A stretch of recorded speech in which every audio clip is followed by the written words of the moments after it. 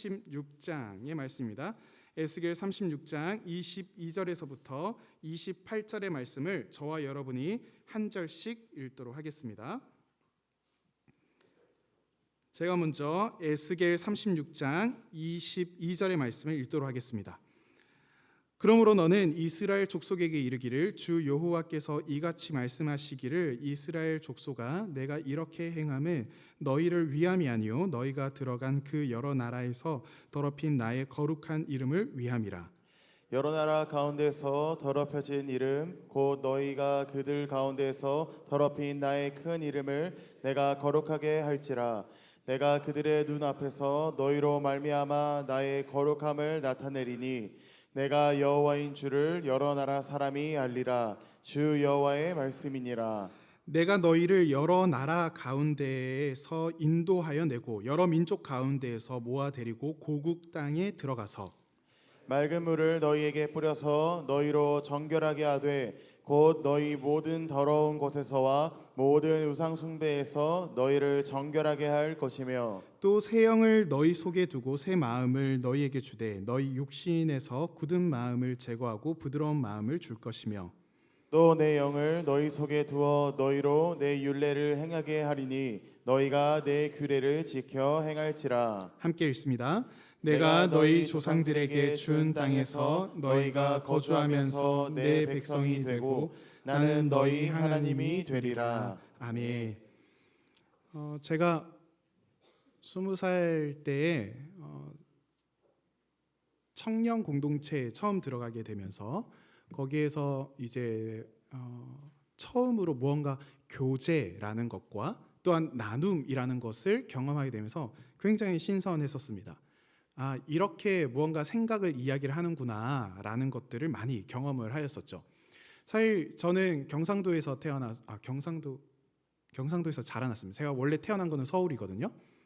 이렇게 이야기하면 또 이상한 소리 한다고 막 그러는데 제가 서울에서 태어나긴 했지만 인생의 거의 대부분을 대구 그 주변에서 이제 자라났었습니다.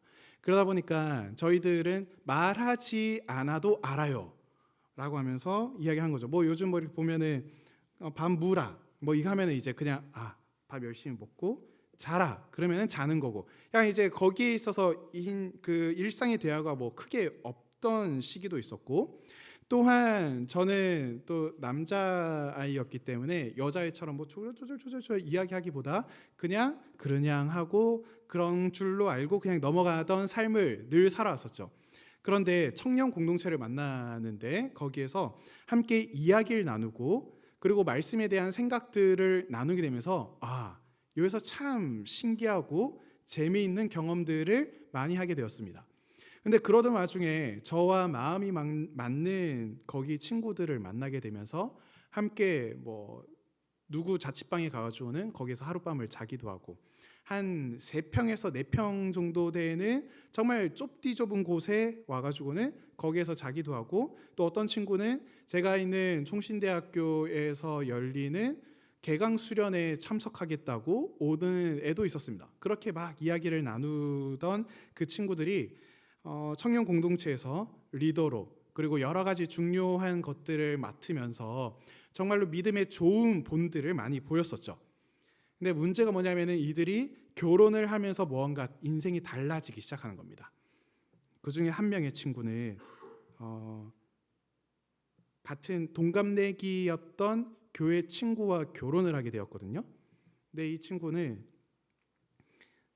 그 여자의 말로는 관심이 있으면 관심 있다고 이야기하면 되지 자꾸 왜 가만히 있느냐라는 이야기를 했습니다. 왜 그러냐면 이 남자애가 어떻게 좀 찝쩍거리기 시작을 했는가 하면은 이 여자애가 아침에 일어난 걸 진짜 못했거든요. 그러니까 야 내가 모닝콜을 해줄게 로부터 약간 이제 시작하게 한 겁니다. 그러면서 매일 얘가 전화하기 시작한 거죠.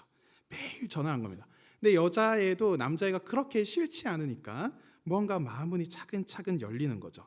차근차근 열리는데 이 남자애는 변함없이 계속해서 모닝콜만 하는 거죠. 모닝콜만 해서는 될까요? 그렇지 않습니다. 모닝콜을 하다가 얘가 잘 받아주고 그러면은 저녁콜도 하고 그리고 나오라고 직접 이야기도 하면서 이렇게 이어가야 되는데 얘가 주구장창 계속해서 모닝콜만 하는 거죠.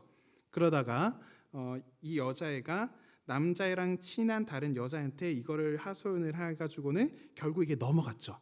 넘어가지고 어떻게 되었는가 하면은 이 남자애가 발렌타인데이 때 초콜릿을 포장해가지고는 걔 집에다가 걸어두고 왔습니다.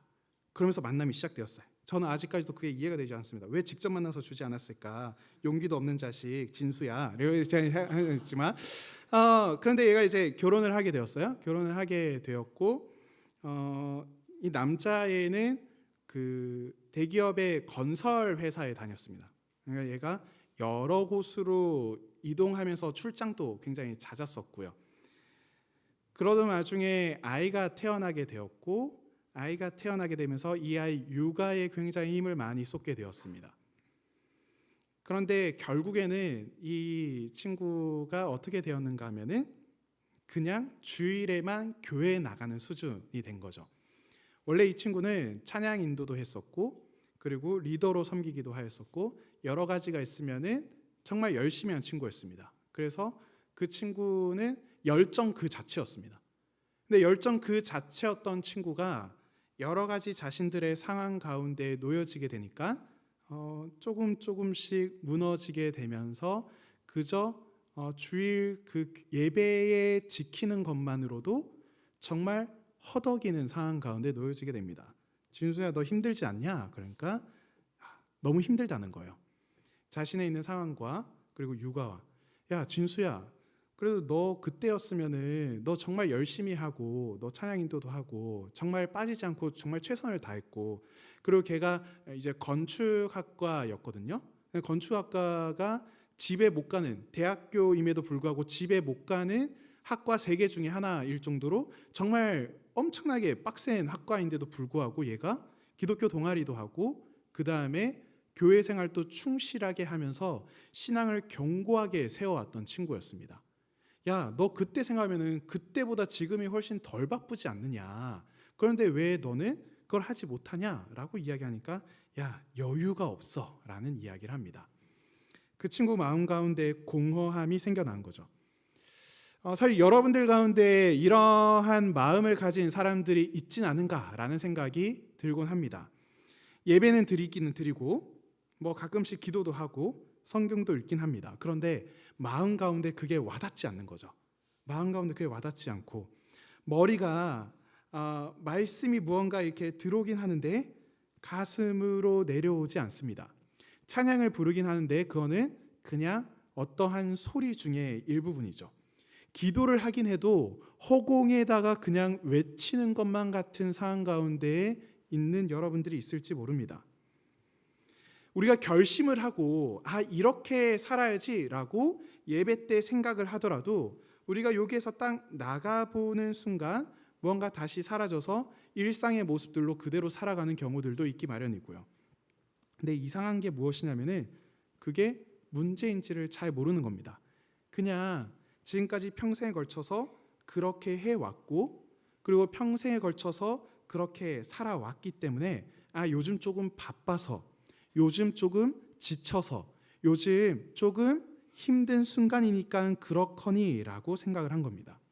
그런데 성경에서는 거기에서 느껴지는 어떤 공허함, 거기에서 어떻게 느껴지는 조금 비어져 보이는 그러한 문제의식을 누가 주었다고 이야기하냐면은 하나님께서 주셨다라고 이야기합니다. 에스겔 36장은 하나님의 시각으로 이 말씀을 시작하고 있습니다. 이스라엘은 그발강가 주변에서 포로초도를 해가지고는 살아가고 있습니다. 시편 137편을 보게 되면은 우리가 거기에 앉아서 울었도다라고 이야기합니다. 그런데 부르짖는 이스라엘의 모습들을 전혀 찾아볼 수가 없습니다. 눈물은 말라버렸고요, 분노는 찾아볼 수 없고, 슬픔은 메말라버리고, 기도도 없습니다. 그냥 앉아 있는 거죠. 예배는 드리고 기도도 하고 말씀도 듣는데 이 사람들이 메말라버린 겁니다. 오늘 조금은 어찌 보면은 안타까운 정말 속상한 말씀 한 가지를 보려고 합니다. 에스겔 33장 30절에서 32절 말씀 한번 볼까요? 여기 보시면 이렇게 이야기합니다. 이 사람들이 말씀을 전하는 에스겔을 바라보면서 뭐라고 이야기한가 하면은 자 가서 여호와께로부터 무슨 말씀이 나오는가 들어보자. 하나님께서 무슨 말씀하시는지 한번 들어보자 라고 하면서 모입니다. 그런데 31절 보실까요?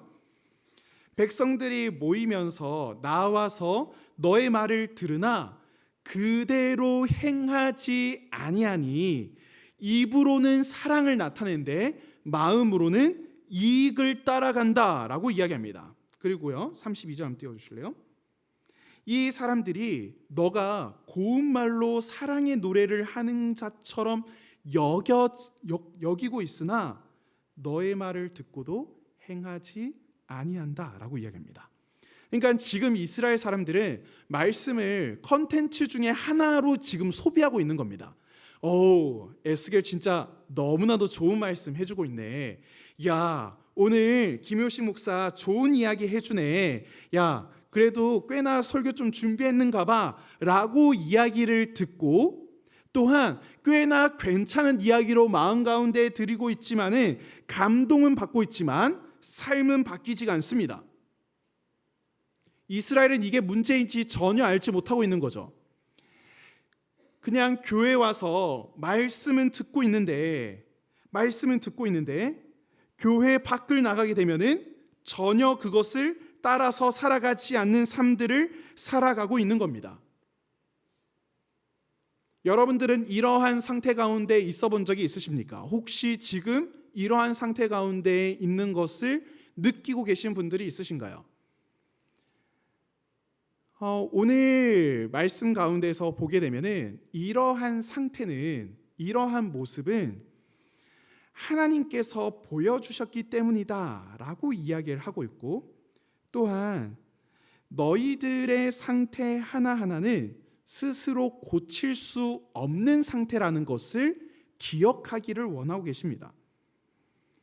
사실 이들의 삶들을 보게 되면은 정말 이제 안타까운 상황 가운데 놓여져 있습니다. 사실 이스라엘 백성들의 상황들이 그렇게 좋지만 않거든요. 사람들이 다 손가락질하죠. 야, 저기에 있는 이스라엘은 그 신이 지켜주지 않고 있어. 야, 저기에 있는 이스라엘의 신은 저 백성들을 완전히 버려두었어 라고 이야기를 하면서 조롱을 받고 굉장히 어려운 상황 가운데 놓여져 있습니다. 그런데 하나님께서 이야기하는 거죠. 야, 내가 너를 아끼고 있고 내가 너를 바라보고 있으며 내가 너를 변화시킬 거야 라고 이야기를 하고 있습니다. 오늘 22절의 말씀을 다시 한번 읽어보도록 할게요. 오늘 말씀 22절의 말씀 함께 다시 읽어보도록 하겠습니다. 읽어보겠습니다. 시작. 그러므로 너는 이스라엘 족속에게 이르기를 주 여호와께서 이같이 말씀하시기를 이스라엘 족속아 내가 이렇게 행함은 너희를 위함이 아니요 너희가 들어간 그 여러 나라에서 더럽힌 나의 거룩한 이름을 위함이라. 하나님께서 이 일을 행하신 이유가 무엇이라고 합니까? 내가 이렇게 행함은 너희들 가운데 와서 변화를 일으키고 너희들 가운데 찾아와서 내가 너를 정말로 아낀다라는 것을 보여주기 위해서 일을 행하는 이유가 무엇이냐? 그거는 너희를 위함이 아니라고 이야기하고 있습니다. 하나님 너무 섭섭한 거 아닙니까? 그래도 우리를 위해서 일해 주셔야죠. 왜 우리를 위해서 일하시는 게 아니라 왜 당신을 위해서 일하겠다고 이야기하십니까? 라고 이야기를 할지 모릅니다. 근데 여기에는 특별한 의미가 담겨져 있습니다. 우리를 위하여서 일을 한다고 했을 때 우리의 마음의 상태가 좋을 때 하나님의 보호하심이 더 커지고 우리들의 상태가 좋지 않을 때 하나님의 보호하심이 줄어들지 않겠다는 의미입니다. 하나님께서는 너희들의 어떠함과 상관없이 너희들의 상황과 너희들의 상태가 어떠하던지에 관계없이 너희들을 위한 그 일들이 내 이름에 근거하여서 내가 일하기를 원한다라고 이야기를 하시는 거죠. 우리들의 어떠함과 관계없이 하나님의 그 거룩하신 이름, 그것을 위하여서 하나님께서 일하시겠다고 이야기를 하는 겁니다. 우리는 그저 내가 조금 더 잘나야 돼, 내가 좀 더 깨끗해야 돼, 내가 조금 더 나은 삶을 살아야 돼 라고 하는 것에 집착하는 것이 아니라 그저 하나님의 사랑과 그저 하나님의 돌보심을 바라보고 그것을 기대하면서 살아가는 것만으로도 충분하다라는 이야기를 하고 있는 겁니다. 구원의 근거가 이스라엘 상태에 있지 아니하고 하나님의 이름에 있다는 것, 하나님께서 주권적으로 행하시겠다고 이야기를 하고 있는 거죠. 그러니까 이스라엘의 회복을 하나님 자신의 숙제, 하나님 자신의 과제로 끌어안고 그 일들을 위해서 자신이 다 행하겠다라고 이야기를 하고 있는 겁니다. 이스라엘이 왜 스스로 변할 수 없는 걸까요? 이스라엘은 왜 스스로 변할 수 없고 하나님께서 도리어 이 일하셔야지만 가능하시는 걸까요? 그것은 26절에서 정확하게 나오고 있습니다. 26절 다시 한번 띄워주실래요? 26절을 보게 되면 하나님께서 제거하시겠다라고 이야기하시는 것을 보게 되면 굳은 마음을 제거하겠다라고 이야기합니다. 굳은 마음. 굳은 마음 했을 때 이 마음이라고 하는 것은 히브리어로 레브인데 이걸 직역하게 되면 심장입니다. 그 마음이라고 하는 요 심장 그리고 마음의 이것을 뜻하는 바가 무엇인가 하면은 단순하게 무언가 감정을 느끼는 것이 아니라 사람이 어떠한 일들을 행할 때 지성과 의지, 감정, 도덕적 판단 이 모든 것들을 관여하는 것을 마음이라고 성경은 보고 있습니다. 그래서 성경에 있는 사전들을 찾아보게 되면은 마음에 있어서 정말 특별한 의미를 담고 있는 것들을 보게 됩니다. 그렇다면 이 마음이 지금 어떠한 상태라고 이야기하고 있습니까? 굳은 상태라고 이야기하고 있습니다. 그러니까 마음이 지금 돌과 같이 굳어져 있다라고 이야기한 거죠. 이 심장이 돌처럼 되어버렸다라고 하는 겁니다. 이 돌이라고 하는 것, 굳어 있다라고 하는 것은 세 가지 특성이 있습니다. 첫 번째는 단단해져서 뚫리지 않는 겁니다. 아무리 강한 자극이 오더라도 반응을 하지 않는 거죠. 수련회 가서 열심히 기도하고 열심히 찬양을 하고 말씀으로 변화되어졌다고 생각되어지는 그 상황 가운데 있는데 돌아오게 되면은 그대로 식어져 버립니다. 그대로 식어져 버려요. 결심은 하는데 일주일은 가지 못하는 상태가 되어 버리는 겁니다. 그러니까 뭔가 찬양을 부르는 데 있어서 그냥 그 가사가 뭔가 나에게 하나하나 울림으로 그리고 내 영혼의 고백으로 다시 나가는 것이 아니라 그저 어떠한 소리로 들리는 것. 예배라고 하는 것이 익숙한 루틴이 되어버리는 이 모든 것들이 다 무감각해져 버리는 돌과 같은 심장을 가진 증상들입니다. 여러분들은 예배의 자리에 나오면서 함께 찬양하고 함께 말씀을 듣고 함께 나누는 데 있어서 여러분들은 혹시 그 무감각 가운데 들어가 있지는 아니하신가요? 가장 무서운 것은 무엇인가 하면은 자신의 심장이 돌인지 스스로가 모른다는 것입니다. 그러니까 그 심장 상태를 진단할 수 있는 것이 그것을 진단할 수 있는 것은 내가 할 수 없기 때문에 그냥 뭔가가 좀 이상하다고만 느끼지만은 내 마음이 정말 돌과 같이 굳어져 있는 것을 스스로가 알지 못하고 있는 거죠. 그런데 우리가 그것이 진짜 심각한 문제인지를 잘 알지 못하는 것은 매주 나와서 예배 드리고 있고 때로는 내가 기도하기도 하고 내가 때로는 말씀을 읽기도 하니까 그리고 내 삶이 그렇게 죄악으로 뒤덮여져 있지 않고 내가 그렇게 잘못된 삶을 살지 않으니까 이게 그렇게 문제인지를 잘 모른다는 겁니다. 그래서 누가 오시는가 하면은 하나님께서 직접 오시는 것입니다. 여러분들의 삶 가운데 우리 하나님께서 먼저 오셔서 여러분들의 지금 상태가 좀 심각하네? 내가 지금 상태가 뭔가 문제가 있네? 라는 것들을 알게 하신다는 거죠. 그러니까 우리들이 지금 내 마음의 상태가 굳어져 있으니까 하나님의 도우심이 필요하지가 먼저가 아니라 우리의 돌과 같은 그 마음 가운데에 하나님께서 오심으로 말미암아 하나님께서 그 상태를 보게 하시고 그리고 그 상태가 문제인지를 알게 하셨기 때문에 우리가 문제이고 마음의 공허함을 느끼고 그리고 어려운 상태이구나라는 것들을 알게 되는 겁니다. 하나님께서 어디까지 오시나요? 하나님께서 예루살렘 성전을 떠나서 바벨론 가운데에 오셔서 어디까지 오십니까? 내 마음 한가운데까지 오시는 겁니다. 내 마음 한가운데까지 오셔서 그 가운데까지 오셔서 여러분들의 마음 하나하나 가운데에 야 이거 잘 봐라, 내가 이렇게 말씀으로 쿡 찔러도 너 반응이 없어.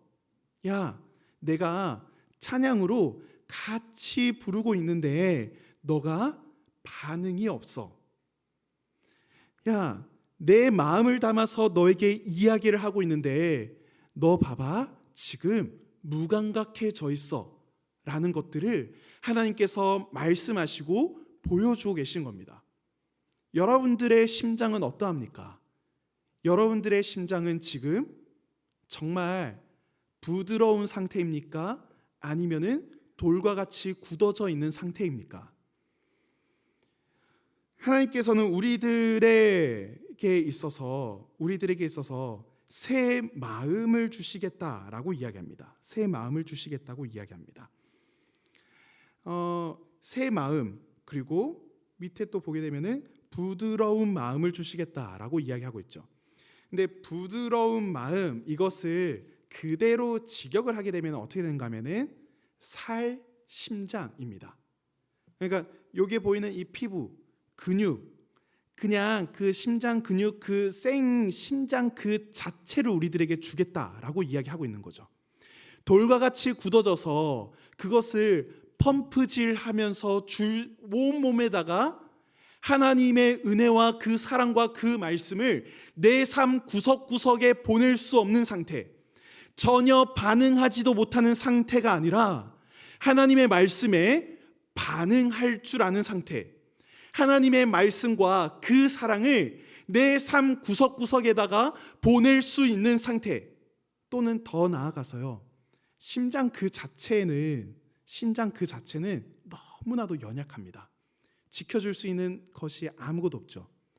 하나님께 내 연약함을 그대로 드리고 하나님께서 내 마음을 지켜주시고 내가 그 안에서 주의 사랑을 깊이 누릴 수 있는 그 상태가 되는 것, 그것이야말로 바로 하나님께서 이야기하신 부드러운 마음, 살, 심장 그 자체라고 하는 것입니다. 여러분들이 이것을 보게 되면은, 그것을 경험하게 되면은 완전히 삶의 모습들이 바뀌어지게 됩니다.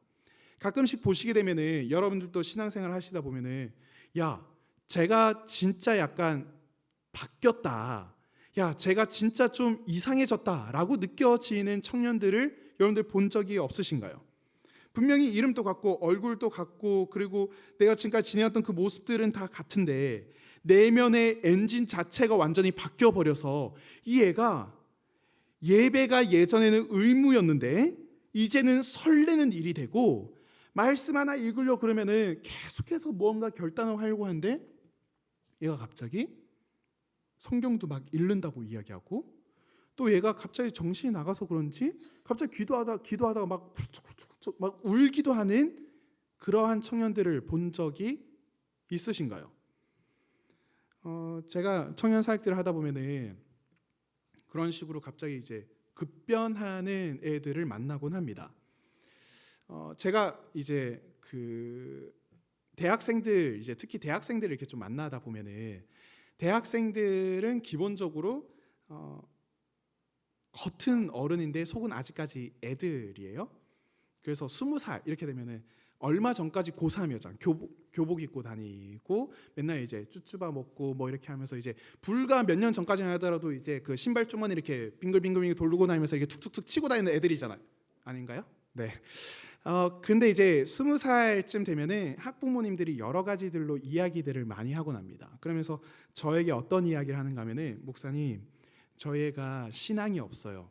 그래서 이 아이를 좀 잘 케어해 주시면 감사하겠습니다. 그래서 알겠습니다, 집사님, 제가 정말 마음을 다해서 함께 하도록 하겠습니다 해가지고는 같이 신방하고 그리고 훈련시키고 그리고 수련회 가서 막 이렇게 해가지고는 얘가 진짜 변화가 되었어요. 변화가 되어가지고는 얘가 새벽 기도도 빠지지 않고 나오는 거예요.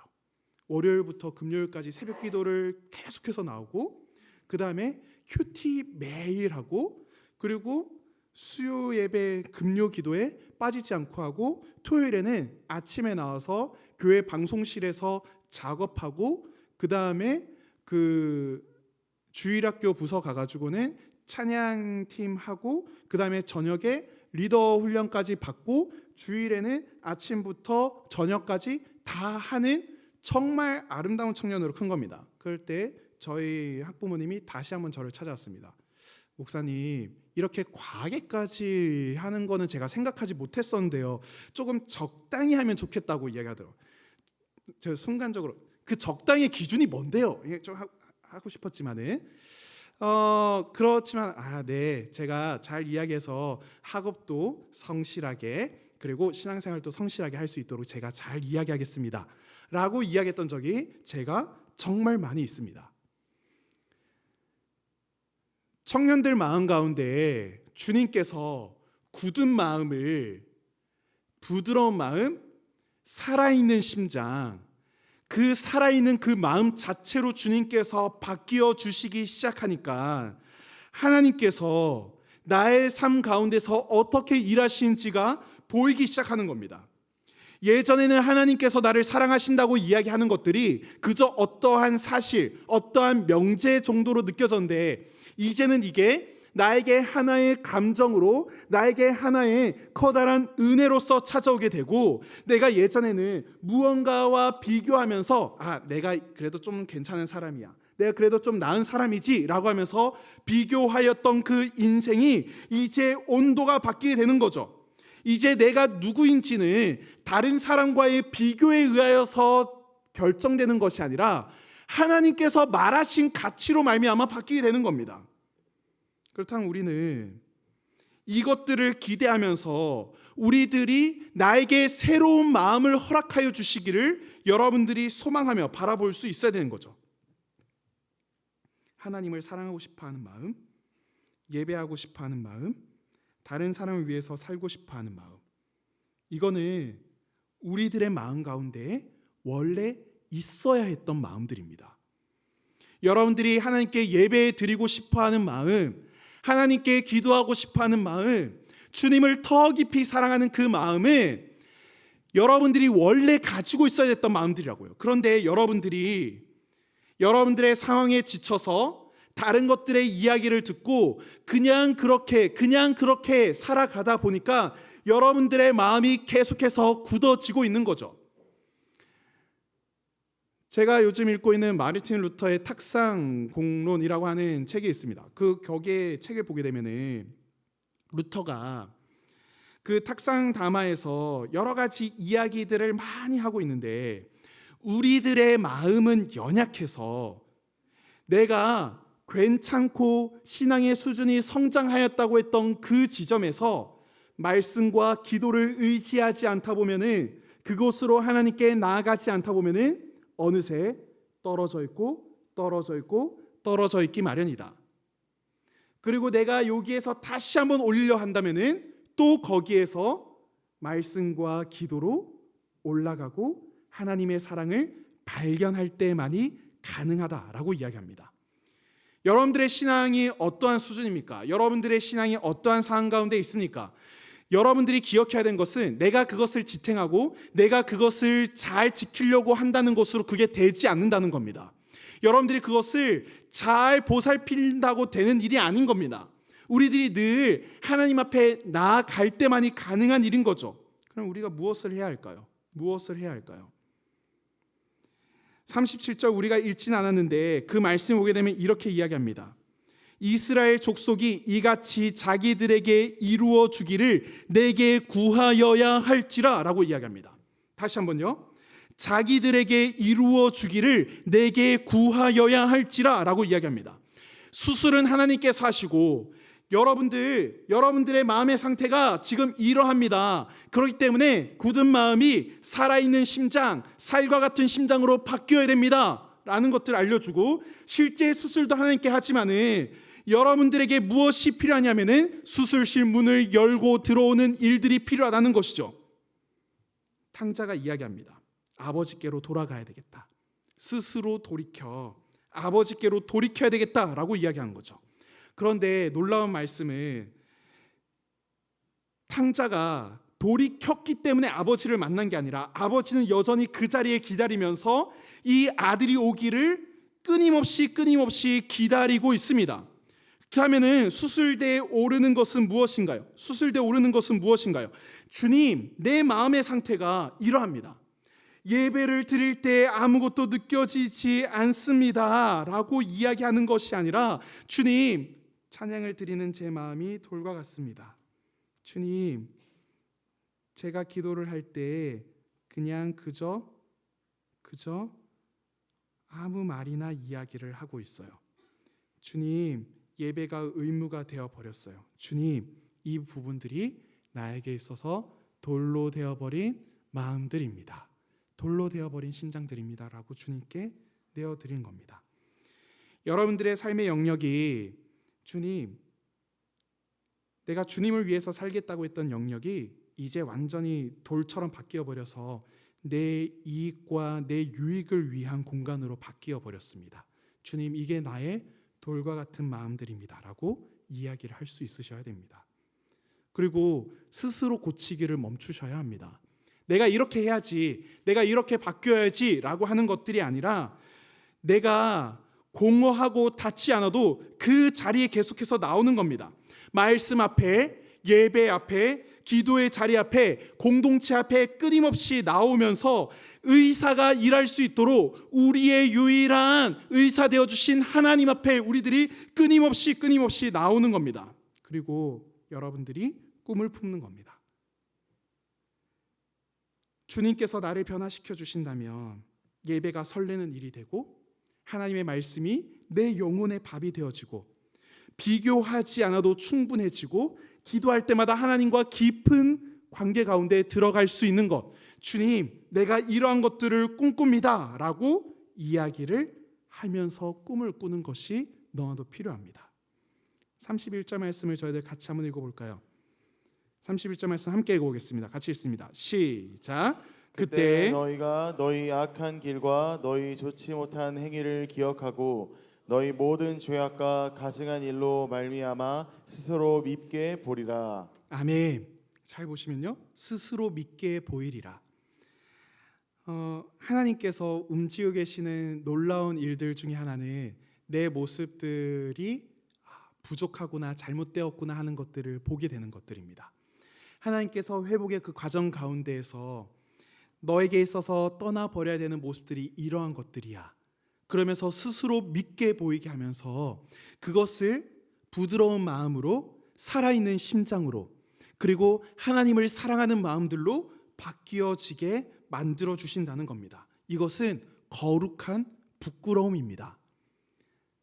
사랑하는 청년 여러분들, 하나님께서 여러분들의 마음을 만지시며 움직여 가시기 시작하실 때 여러분들이 기꺼이 수술실 문 안으로 들어와서 주님, 내 모습 가운데 이렇게 주님께서 보게 하신 돌과 같은 마음, 정말 굳어버린 마음들이 여기에 있습니다. 하나님, 하나하나씩 변화시켜 주십시오. 주님께 내어드리기 시작하실 때 그 모습들 하나하나들을 보게 하면서 스스로 믿게 만드는 거룩한 부끄러운 감정을 느끼게 하면서 더 나아가서 하나님께서 내 삶 가운데 행하실 놀라운 일들을 우리들이 기대하며 꿈꾸며 그것을 향해서 하나님께서 변화시켜 나가게 하실 것들을 경험하게 되실 겁니다. 사랑하는 청년 여러분들, 하나님께서 우리들을 변화시켜 주시고 또한 우리들 가운데 하나하나 굳어있는 마음들을 바뀌어 주셔서 새로운 마음들을 허락하여 주신다면 정말로 여러분들의 신앙이 굳은 신앙이 아니라 살아있는 신앙이 될 겁니다. 신앙에 바라보는 차원 자체가 달라지게 되고 또한 이것을 하는 것 하나하나 그 자체만으로도 우리 가운데 기쁨이 넘쳐나게 되고 또한 내 생각과 다르게 일들이 펼쳐진다 할지라도 거기에 대한 감사와 또 다른 일들을 행하실 하나님을 향한 기대감이 가득하게 됩니다. 사랑하는 여러분들의 마음을 하나님께 내어놓으십시오. 그리고 하나님의 치료와 하나님의 수술을 경험해 보십시오. 여러분들 마음 가운데 새로운 심장, 그 살아있는 심장이 주어질 때 여러분들의 삶 가운데 변화가 일어나서 정말 살아있는 신앙, 그 살아있는 사랑을 흘려보낼 수 있는 아름다운 청년들로 자라나게 될 겁니다. 이러한 은혜가 여러분들에게 가득하게 되기를 간절한 마음으로 소망합니다. 우리 함께 다 같이 일어나셔서요.